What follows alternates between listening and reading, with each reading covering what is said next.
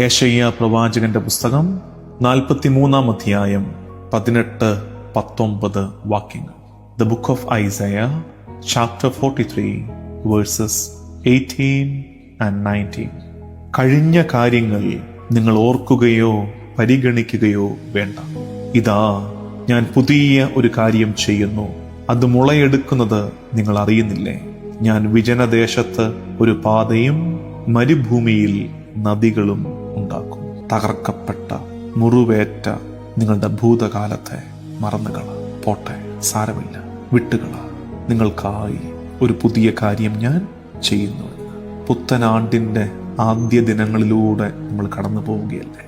പൂർവകാലത്ത് മുറിവേറ്റതിൻ്റെ, തകർക്കപ്പെട്ടതിൻ്റെ, മാറ്റി നിർത്തപ്പെട്ടതിൻ്റെ മുറിവുകളേറെ ഉണ്ട്. കർത്താവ് പറയുന്നു, കഴിഞ്ഞ കാര്യങ്ങൾ നിങ്ങൾ ഓർക്കുകയോ പരിഗണിക്കുകയോ വേണ്ട. God invites us.